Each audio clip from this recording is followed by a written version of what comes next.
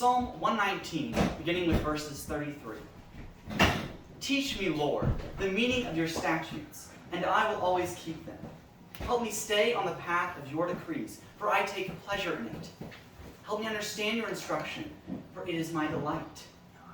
Turn my eyes towards your decrees, and not to material gain. Turn my heart from what is worthless. Give me life through your word. Turn away the disgrace I dread. Indeed, your judgments are good. How I long for your precepts. Give me life through your righteousness.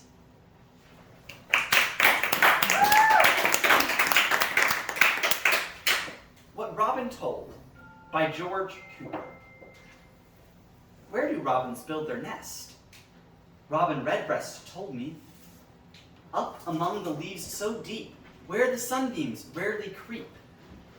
Long before the leaves are cold, long before the leaves are gold, bright-eyed stars will peep and see baby robins, 1, 2, 3. Well, how do robins build their nest? Robin Redbreast told me. First a wisp of yellow hay, in a pretty round they lay, feathers too, and bits of moss. Then they've woven with a sweet, sweet song, this way, that way, and across. That's what Robin told me.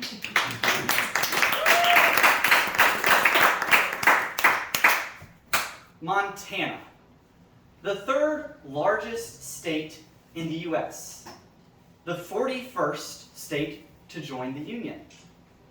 Montana was a territory long before anyone really lived there.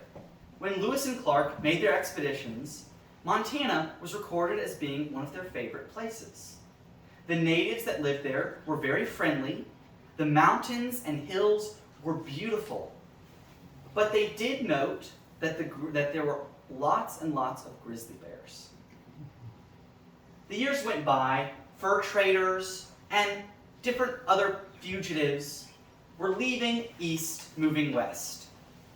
A particular man by the name of George Crown left Virginia on a train.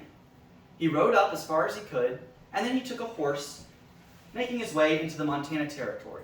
There wasn't much to see, but he had 3 companions. They stopped at a river to fill up their water and let their horses rest. While they stopped there was a root that they often ate for a snack. He uprooted the root, and inside the dirt that the root was holding onto was gold, and lots of it. The Montana Gold Rush had almost as much gold as the California Gold Rush. So you might wonder, well, then why weren't there as many people in Montana? People flocked to California. They loved taking the adventure, mining for gold. But in Montana, it wasn't coastal, so it was harder to get there. And the natives who were once friendly were hated by the Americans. They would beat up on the natives, and so the natives would beat up right back. And it was a constant fight of bloodshed. Thousands, hundreds of thousands died on both sides. It was a terrible feud, but for that reason, not many people still live in Montana. There are hundreds and thousands of more animals that live in Montana than people. On George Crown's expedition, after he found all this gold, he and his comrades began panning for gold in the river. While they were panning for gold, an unwanted guest snuck up behind them. A grizzly bear attacked their camp, slashing one of the miners, biting the other, and mauling the third. George Crown was the only one who was able to escape and tell the story. The grizzly bear is now Montana's national animal. Montana is a wonderful state. My favorite thing about Montana is that it holds the record for the lowest temperature in the continental USA, reaching a temperature of negative 70 degrees. At the tops of one of its mountains, Montana weathermen had recorded a negative 70 degree weather.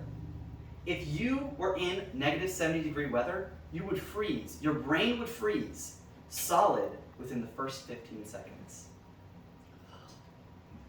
Montana is a very cool place.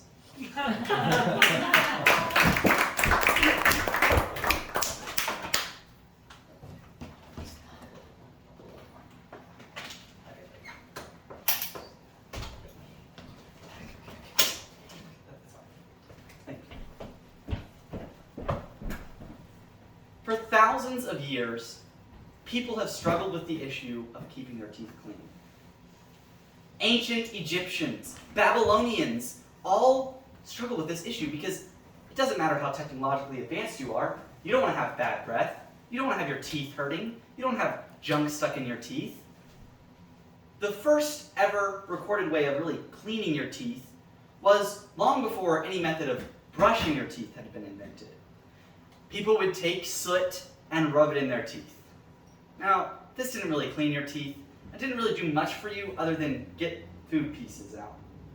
So later on, Egyptians invented a recipe where they would take myrrh, turknut, charcoal, and sand, put it in a cloth, and then mix it around. Then they would scoop some with their finger and rush it around. This was a little cleaner and provided a little bit more antibacterial methods. But in order to keep your teeth healthy and clean, there are two requirements that must be met. You must protect your gums so your teeth don't fall out, and protect your teeth from rotting. Antibacterial is the way to keep your teeth from rotting. But whatever you're using to clean your teeth needs to be soft enough that it doesn't peel back at your gums. Every person in the world, up until recently, had lost at least one tooth by the time they were 20, because all of the ways that they ate food and they cleaned their teeth would peel back at their gums and cause them to lose teeth. Now, in Africa and Arabia, they would use this stick here from the arak tree. It was surprisingly antibacterial, but it was a stick. They carved off the end and chewed on it, rubbing it around and chewing on it. And although it did provide some benefit, it was terrible for their gums, and they still lost their teeth at an early age. Ancient African civilizations, and all the way until toothbrushes were really popularized, would chew up the food for their elders. If you were old enough, it was highly respectable for your food to be chewed up by a young gentleman. Now, I wouldn't necessarily want to chew up any of your food, so I am very grateful for all of the different methods of toothbrushing. Toothbrushing has been advanced in China recently, and also in ancient China. In around 1000 AD, the Chinese invented a method of taking a bone and lacing Siberian hog hair into the bone. The Siberian hog hair was very stiff, so yet again, it was terrible for your gums. And it was not good at providing antibacterial methods either. Hair and bones contain a lot of bacteria. It didn't provide much benefit for them, except to keep their teeth comfortable. The Europeans developed a similar method of taking a bone, lacing it with horsehair. Both of these were functional to an extent, but they didn't keep your teeth very clean, and they still tore at your gums. It was only recently, in 1879, when an Englishman named William Chomp was thrown into prison for inciting a riot. He sat in prison, and then he saw a bone of the pork that he had just eaten. And he took the bone, and he thought, I hate having my teeth dirty.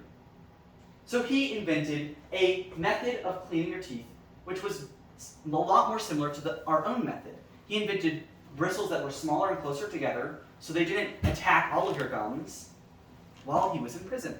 Now this is funny to think about, that while in prison, you would take a bone, a sharp bone, and turn it into a toothbrush, whereas now they're turning toothbrushes into sharp things.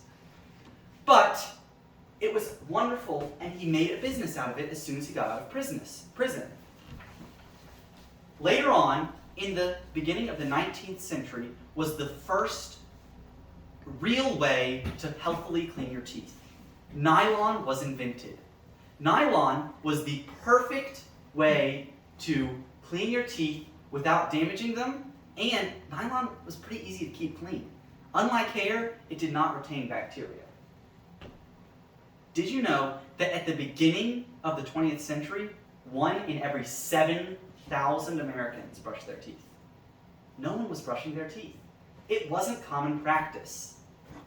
Even though a doctor as early as 1769 had recommended that everyone brush their teeth. It wasn't until World War II, when the people who were fighting the war brought home their dental hygiene to their families. And now, by the 21st century, I'm sure all of you brush their teeth.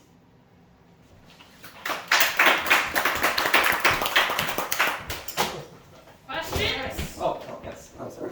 Questions? How has China done recently to improve toothbrushes? Yeah, I just misspoke. Yeah. Oh, well. That was my bad. Yeah, it's ancient. Rob? How did the people in World War II get dental hygiene? You said that during World War II, all the soldiers, when they came home, they brought with them all the dental hygiene, but where did they get it from in the first place? Well, so while fighting the war, they had different standards for the way you had to keep yourself clean and dental hygiene, and scientists had realized that it is healthy to keep your teeth clean, so they were mandating that the soldiers keep their teeth clean with brushing their teeth. Interesting. Which one thing now I forgot to mention, which is my favorite fact about toothbrushes, is when the electric toothbrush was finally invented in 1957, a 1969 article in the New York Times is quoted as saying this: "For the average family, the electric can opener is silly enough, but the electric toothbrush is stupidity on such a magnitude that it reflects a new all-time low on our American way of life." Yes, they were very wrong, as now most people, well, a lot of people use electric toothbrushes. Are you sure they were wrong in that? Yes. Yeah. What's the biggest city in Montana? I do not remember the name of it. What's the capital of Montana? It is there the same. I remember reading about it, but I do not remember the name. Question. How efficient would it be to have a stick from the Iraq tree laced with horsehair? Not very efficient at all. Yeah. Kind of counterproductive since the Iraq tree already has antibacterial methods. And the horsehair is All right, any infectious. other questions for this also? Is it better Doctor's than- and it's rough on the gums? What? Is it better? Yes, that's great. What's, I have a question. I've read that the average person only spends 11 seconds a day brushing their teeth. And you're supposed to brush 5 minutes, I think, each time. But do you have any information about the comparison between a water pick or a manual toothbrush or an electric one? Yeah. So, depending on the electric toothbrush and the way you brush your teeth, it can still damage your gums because even though nylon is softer, if you brush your teeth too hard, like this, it really does still tear back at your gums. And if you have an electric toothbrush that's bad for your gums, it also will peel back at your gums. Although necessarily people should brush their teeth longer, the fact that people go to the dentist every year, most everyone goes to the dentist every year, also helps because they'll get things out of your teeth that you wouldn't necessarily normally get from brushing your teeth. So it's not just the advancement in toothbrushes that has helped people have. It's Helena, not Bozeman. Okay, thank you.